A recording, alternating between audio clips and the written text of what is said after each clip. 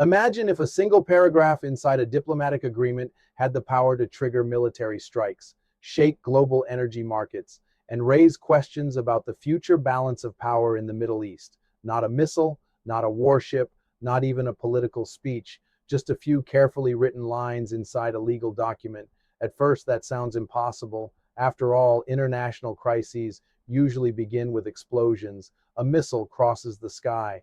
A drone appears over a military base. Warships exchange fire. Only then do governments begin arguing over treaties and legal language. But sometimes history unfolds in the opposite direction. Sometimes the document comes first and everything else follows.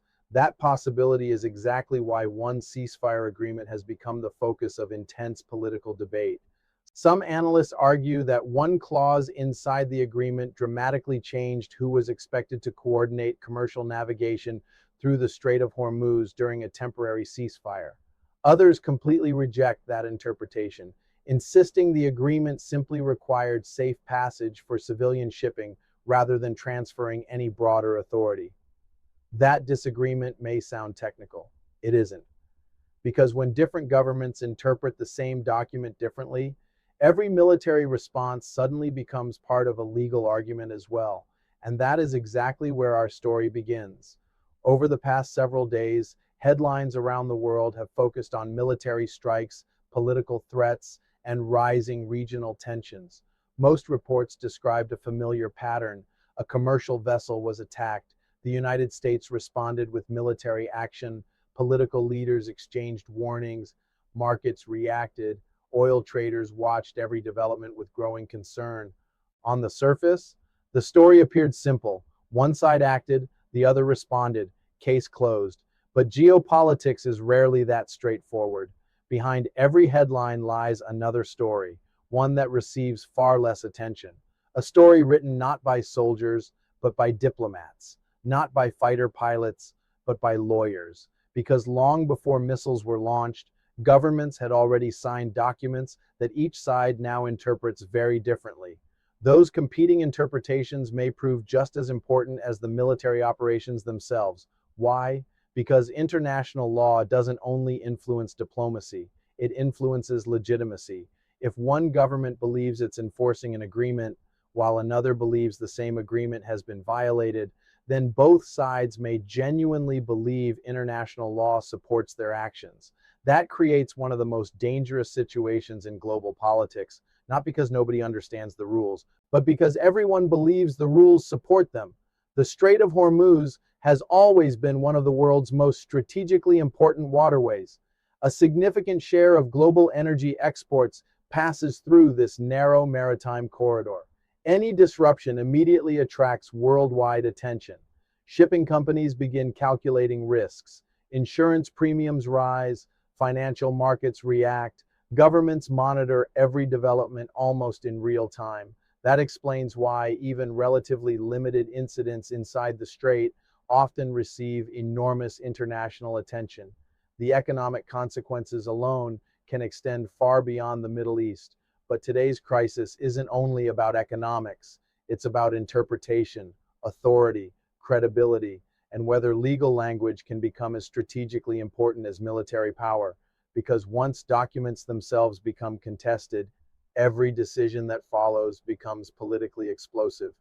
And before we can understand why tensions escalated so quickly, we first need to examine the agreement itself, not the political speeches, not the headlines, the actual questions that continue dividing analysts around the world. Whenever governments sign a ceasefire agreement, most people expect the fighting to slow down.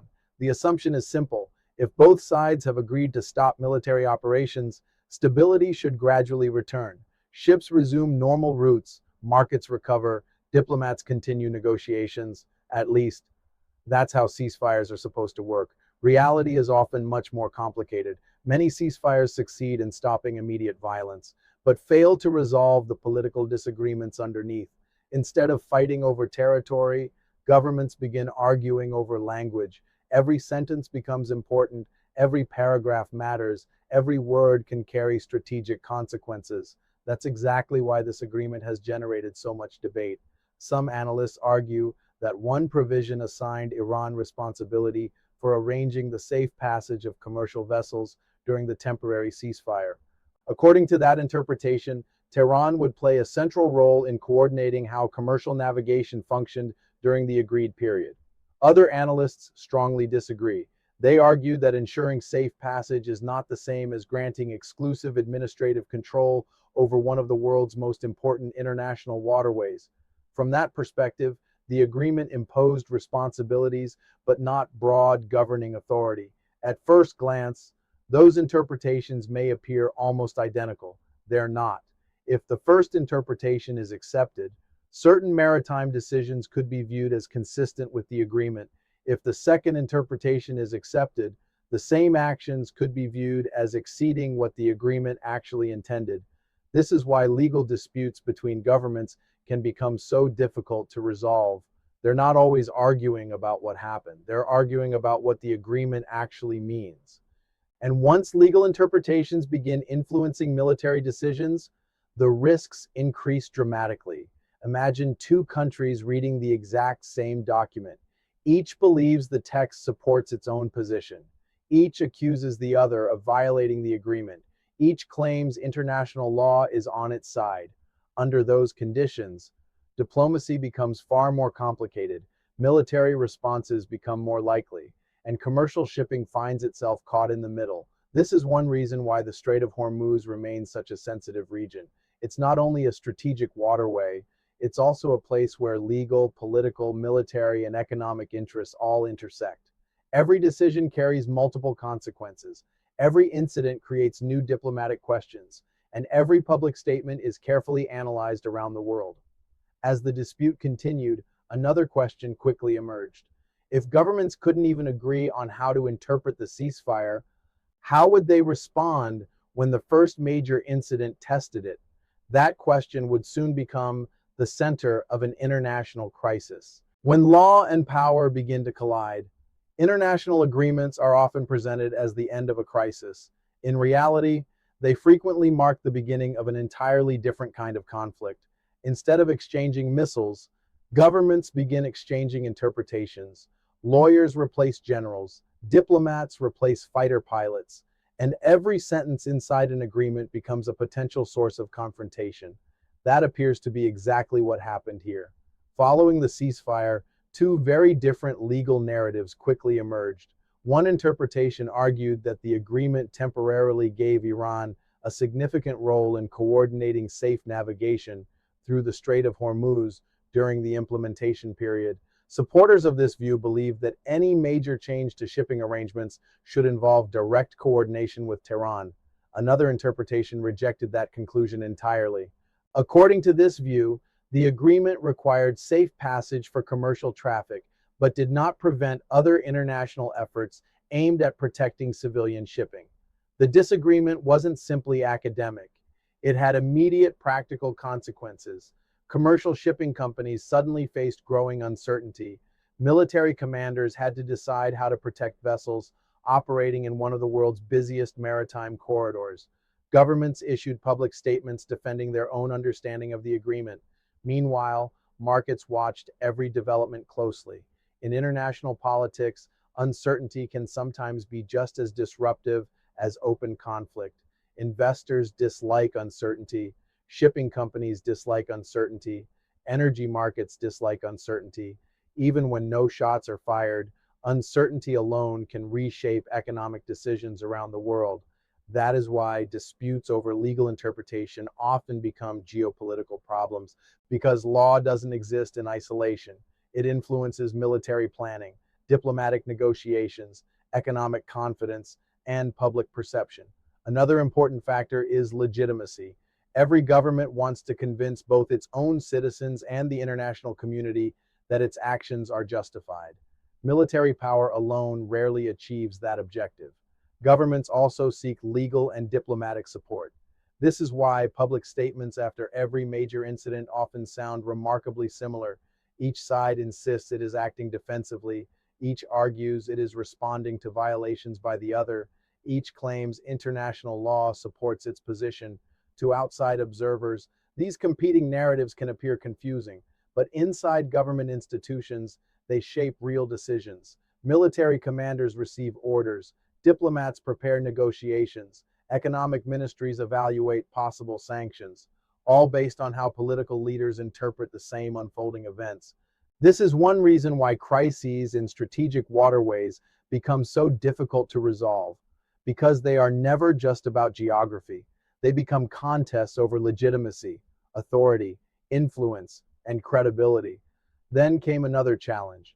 As legal disagreements intensified, political pressure inside several governments also began increasing, and domestic politics often changes international strategy in ways many people never notice.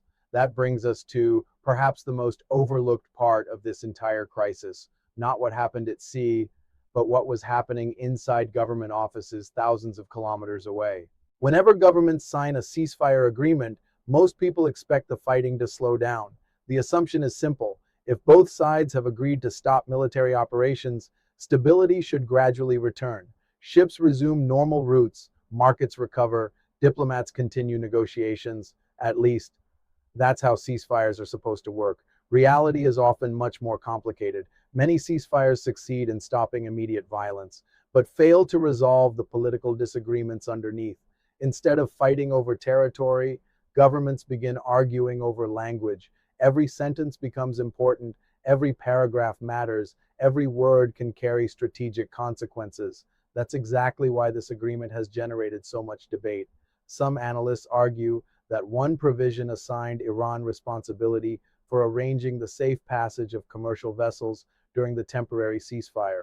According to that interpretation, Tehran would play a central role in coordinating how commercial navigation functioned during the agreed period. Other analysts strongly disagree. They argue that ensuring safe passage is not the same as granting exclusive administrative control over one of the world's most important international waterways. From that perspective, the agreement imposed responsibilities but not broad governing authority. At first glance, those interpretations may appear almost identical. They're not. If the first interpretation is accepted, certain maritime decisions could be viewed as consistent with the agreement. If the second interpretation is accepted, the same actions could be viewed as exceeding what the agreement actually intended. This is why legal disputes between governments can become so difficult to resolve. They're not always arguing about what happened. They're arguing about what the agreement actually means. And once legal interpretations begin influencing military decisions, the risks increase dramatically. Imagine two countries reading the exact same document. Each believes the text supports its own position. Each accuses the other of violating the agreement. Each claims international law is on its side.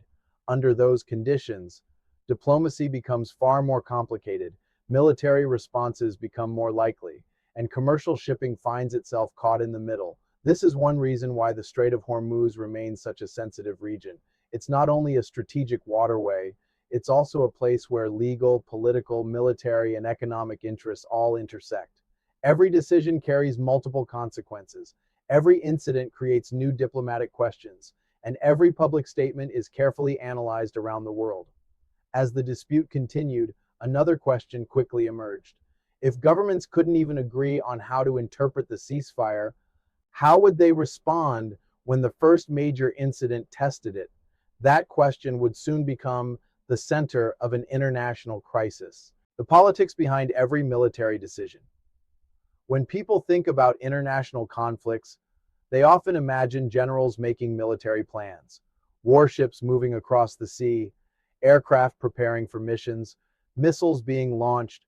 Those images are dramatic, but they rarely tell the whole story because before any military operation begins, political leaders make calculations of their own, and those calculations are often influenced by pressures that have nothing to do with the battlefield.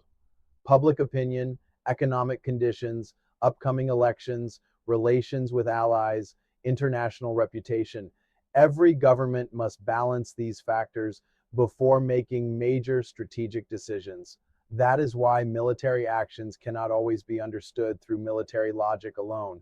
Sometimes, the political message matters just as much as the operational objective. During periods of prolonged tension, governments also face another challenge: credibility. If leaders repeatedly promise to defend certain principles, failing to respond after a major incident can carry political consequences. At home, critics may accuse them of weakness. Abroad, rivals may question their resolve. As a result, governments sometimes feel pressure to demonstrate that their commitments remain credible. This doesn't automatically mean military action is inevitable. Diplomatic negotiations often continue behind closed doors, even while public rhetoric becomes increasingly aggressive. History offers many examples where governments publicly exchanged harsh statements while privately maintaining constant communication. That is one reason analysts caution against drawing conclusions based solely on headlines. Public diplomacy and private diplomacy are not always the same. The challenge becomes even greater when allies have different priorities. Countries may share long-term strategic goals while disagreeing on the best way to achieve them. One government may prefer diplomacy, another may favor stronger military pressure. Both remain partners, yet their approaches differ. Such differences are common in international alliances. They do not necessarily signal a complete breakdown in cooperation. However, when those differences become public, they often generate speculation. Commentators begin asking whether alliances are weakening. Financial markets react. Regional governments reassess their own positions. Every public disagreement becomes part of a much larger geopolitical conversation. Meanwhile, countries outside the immediate conflict continue watching carefully. Some seek opportunities for mediation, others strengthen their own defenses. Many simply prepare for multiple possible outcomes, because no one can predict with certainty how rapidly regional crises may evolve. Perhaps the most important lesson from this entire episode is that modern geopolitics is no longer shaped only by military strength, economic influence, legal interpretation, diplomatic communication, strategic perception.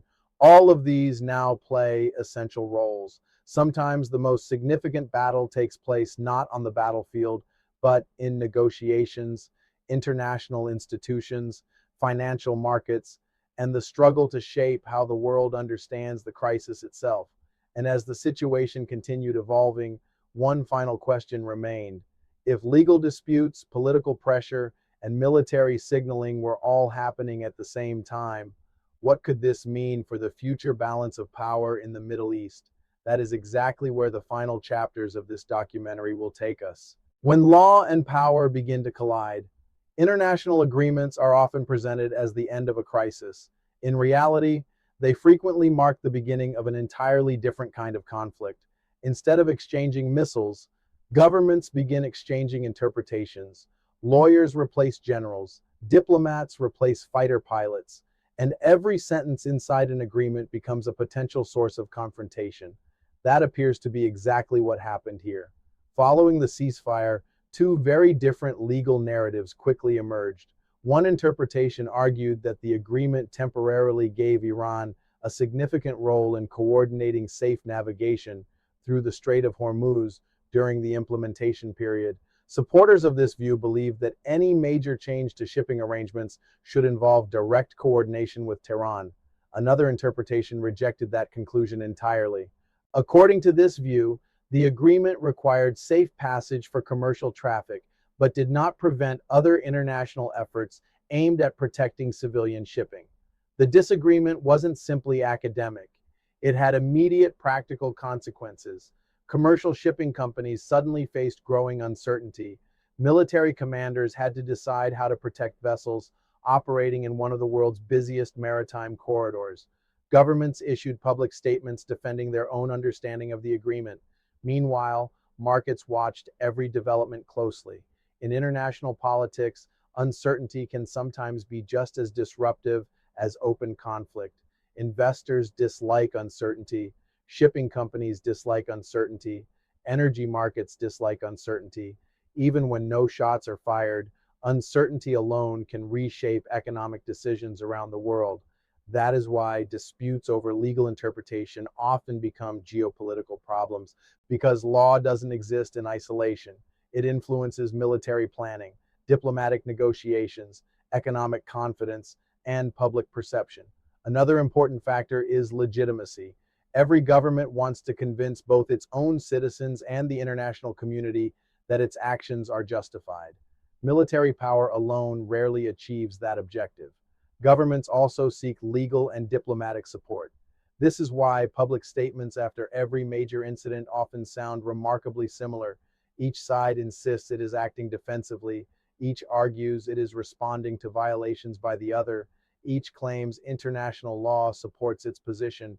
To outside observers, these competing narratives can appear confusing, but inside government institutions, they shape real decisions. Military commanders receive orders, diplomats prepare negotiations, economic ministries evaluate possible sanctions, all based on how political leaders interpret the same unfolding events. This is one reason why crises in strategic waterways become so difficult to resolve, because they are never just about geography. They become contests over legitimacy, authority, influence, and credibility. Then came another challenge. As legal disagreements intensified, political pressure inside several governments also began increasing, and domestic politics often changes international strategy in ways many people never notice. That brings us to perhaps the most overlooked part of this entire crisis, not what happened at sea, but what was happening inside government offices thousands of kilometers away. Imagine if a single paragraph inside a diplomatic agreement had the power to trigger military strikes, shake global energy markets, and raise questions about the future balance of power in the Middle East. Not a missile, not a warship, not even a political speech, just a few carefully written lines inside a legal document. At first, that sounds impossible. After all, international crises usually begin with explosions. A missile crosses the sky, a drone appears over a military base, warships exchange fire. Only then do governments begin arguing over treaties and legal language. But sometimes, history unfolds in the opposite direction. Sometimes the document comes first and everything else follows. That possibility is exactly why one ceasefire agreement has become the focus of intense political debate. Some analysts argue that one clause inside the agreement dramatically changed who was expected to coordinate commercial navigation through the Strait of Hormuz during a temporary ceasefire. Others completely reject that interpretation, insisting the agreement simply required safe passage for civilian shipping rather than transferring any broader authority. That disagreement may sound technical. It isn't. Because when different governments interpret the same document differently, every military response suddenly becomes part of a legal argument as well. And that is exactly where our story begins. Over the past several days, headlines around the world have focused on military strikes, political threats, and rising regional tensions. Most reports described a familiar pattern. A commercial vessel was attacked. The United States responded with military action. Political leaders exchanged warnings. Markets reacted. Oil traders watched every development with growing concern. On the surface, the story appeared simple. One side acted, the other responded. Case closed. But geopolitics is rarely that straightforward. Behind every headline lies another story, one that receives far less attention. A story written not by soldiers, but by diplomats, not by fighter pilots, but by lawyers. Because long before missiles were launched, governments had already signed documents that each side now interprets very differently. Those competing interpretations may prove just as important as the military operations themselves. Why? Because international law doesn't only influence diplomacy, it influences legitimacy. If one government believes it's enforcing an agreement, while another believes the same agreement has been violated, then both sides may genuinely believe international law supports their actions. That creates one of the most dangerous situations in global politics, not because nobody understands the rules, but because everyone believes the rules support them. The Strait of Hormuz has always been one of the world's most strategically important waterways. A significant share of global energy exports passes through this narrow maritime corridor. Any disruption immediately attracts worldwide attention. Shipping companies begin calculating risks. Insurance premiums rise. Financial markets react. Governments monitor every development almost in real time. That explains why even relatively limited incidents inside the strait often receive enormous international attention. The economic consequences alone can extend far beyond the Middle East. But today's crisis isn't only about economics, it's about interpretation, authority, credibility, and whether legal language can become as strategically important as military power. Because once documents themselves become contested, every decision that follows becomes politically explosive. And before we can understand why tensions escalated so quickly, we first need to examine the agreement itself, not the political speeches, not the headlines, the actual questions that continue dividing analysts around the world.